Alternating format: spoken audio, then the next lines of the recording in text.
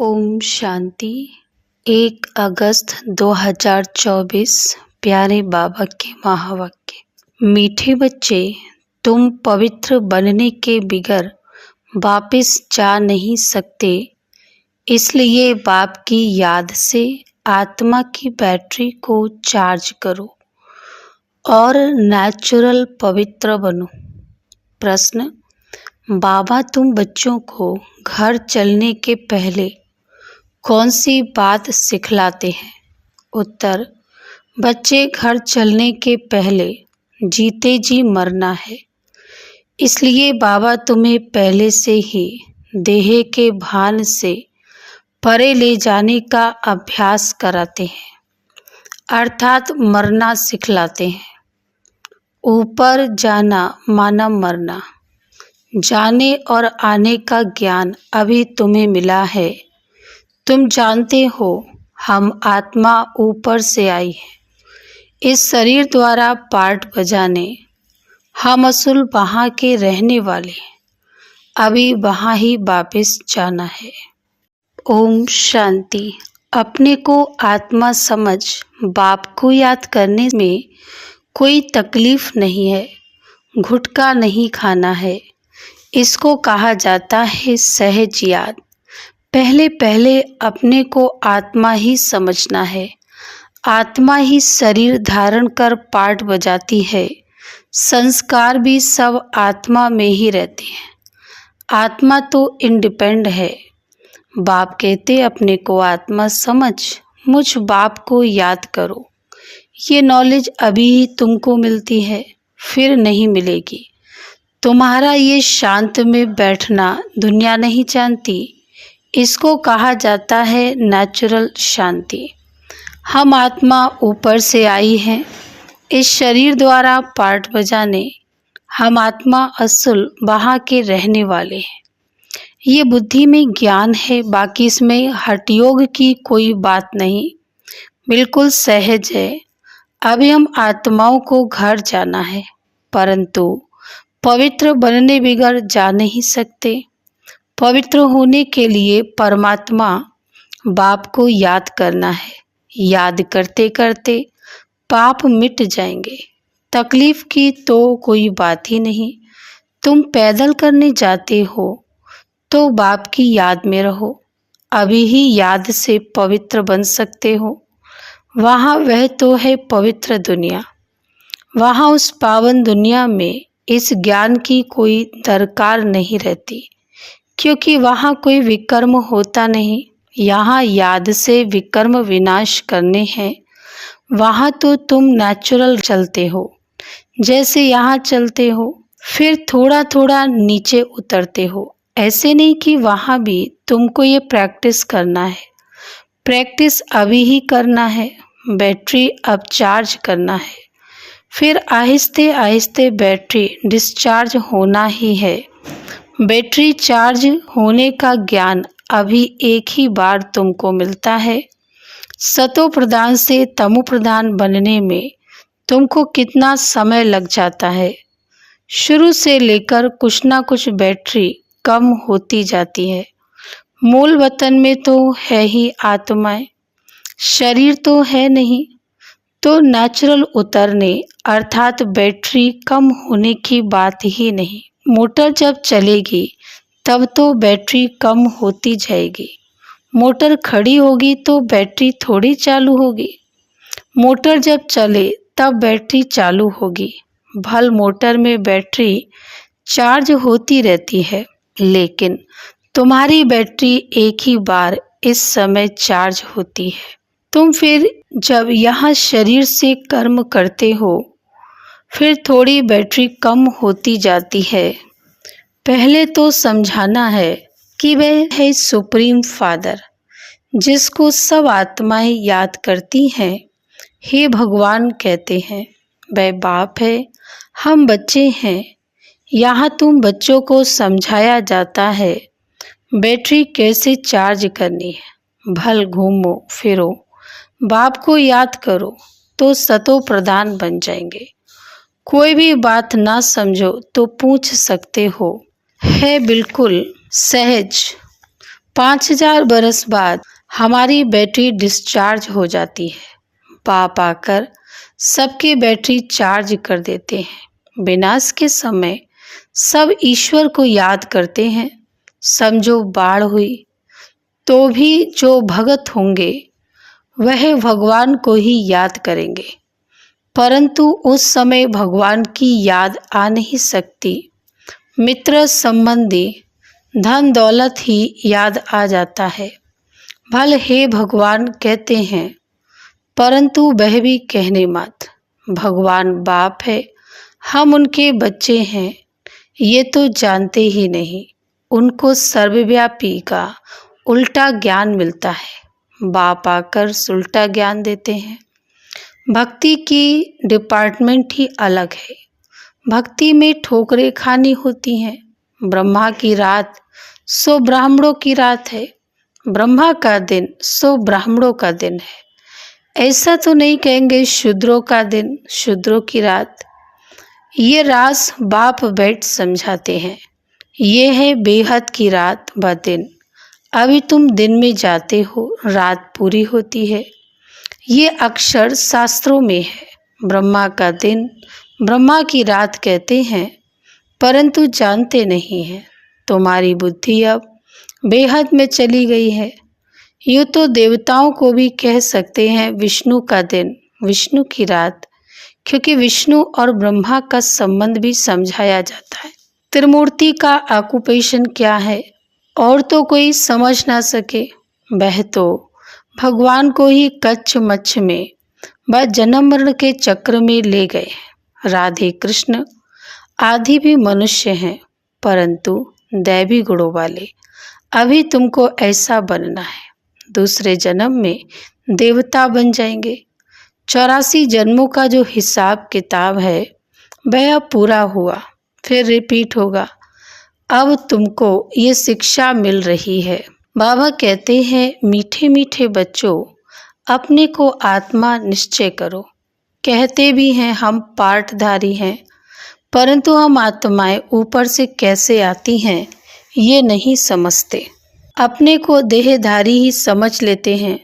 हम आत्मा ऊपर से आती हैं, फिर कब जाएंगी ऊपर? जाना माना मरना, शरीर छोड़ना।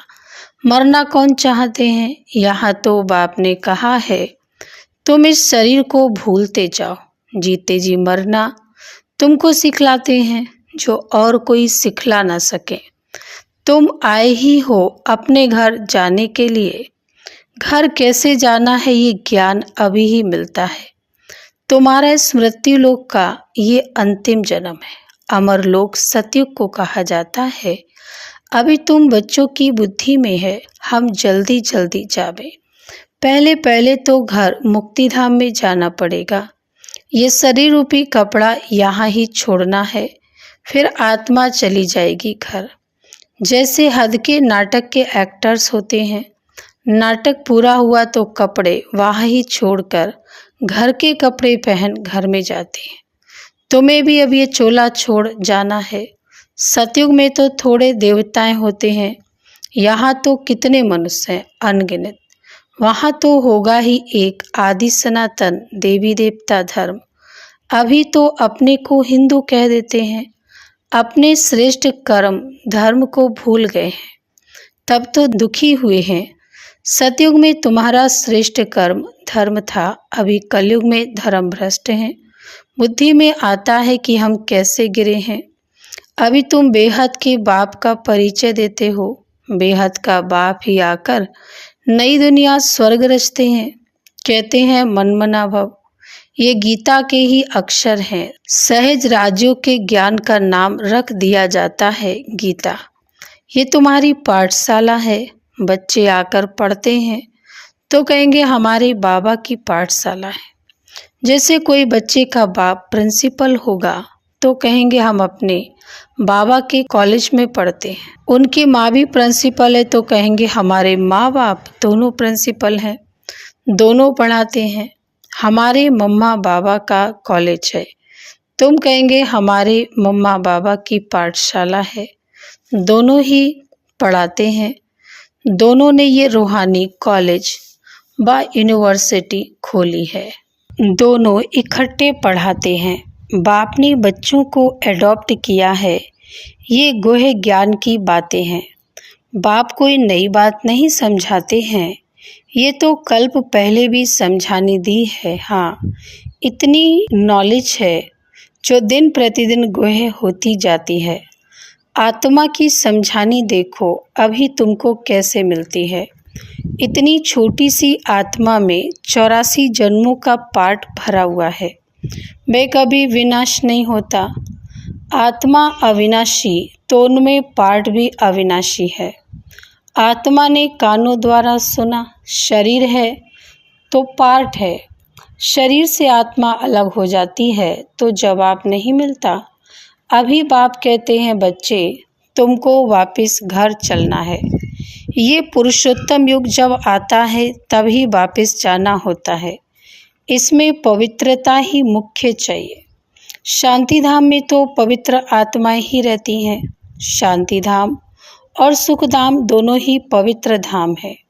वहाँ शरीर है नहीं, आत्मा पवित्र है। वहाँ बैटरी डिस्चार्ज नहीं होती। यहाँ शरीर धारण करने से मोटर चलती है। मोटर खड़ी होगी तो पेट्रोल कम थोड़ी होगा। अभी तुम्हारी आत्मा की ज्योत बहुत कम हो गई है, एकदम बुझ नहीं जाती है। जब कोई मरता है तो दीवा जलाते हैं, फिर उसकी बहुत संभाल रखते हैं कि बुझ ना जाए। आत्मा की ज्योत कभी बुझती नहीं, वह तो अविनाशी है। ये सब बातें बाप बैठ समझाते हैं। बाबा जानते हैं कि ये बहुत स्वीट चिल्ड्रन है। ये सब काम चिता पर बैठ जलकर भस्म हो गए हैं। फिर इन्हों को जगाता हूँ, बिल्कुल ही तमोप्रधान मुर्दे बन पड़े हैं। बाप को जानते ही नहीं। मनुष्य कोई काम के नहीं रहे। मनुष्य की मिट्टी कोई काम की नहीं रहती। ऐसे नहीं कि बड़े आदमी की मिट्टी कोई काम की है, गरीबों की नहीं। मिट्टी तो मिट्टी में मिल जाती है। फिर भल कोई भी हो, कोई जलाते हैं, कोई कब्र में बंद कर देते हैं।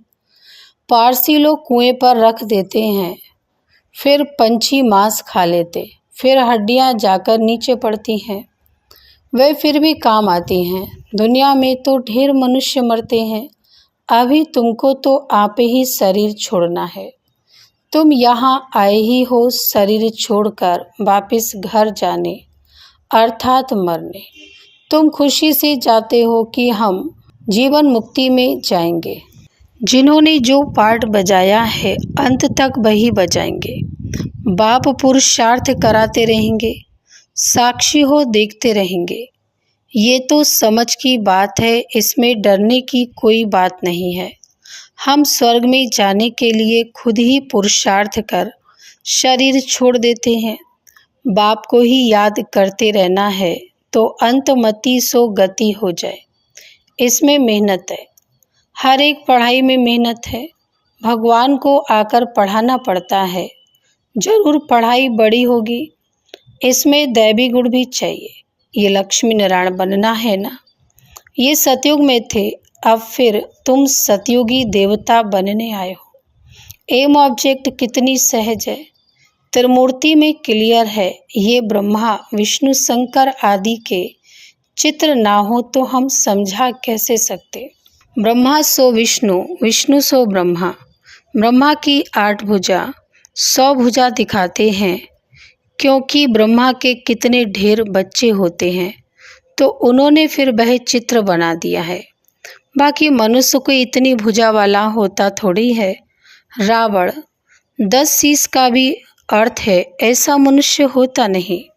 ये बाप ही बैठ समझाते हैं। मनुष्य तो कुछ भी जानते नहीं, ये भी खेल है।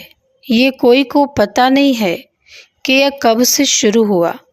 परंपरा कह देते हैं, अरे वह भी कब से। तो मीठे मीठे बच्चों को बाप पढ़ाते हैं। वह टीचर भी है तो गुरु भी है, तो बच्चों को कितनी खुशी होनी चाहिए। ये म्यूजियम आदि किसके डायरेक्शन से खोलते हैं? यहाँ है ही माँ, बाप और बच्चे। ढेर बच्चे हैं, डायरेक्शन पर खोलते रहते हैं।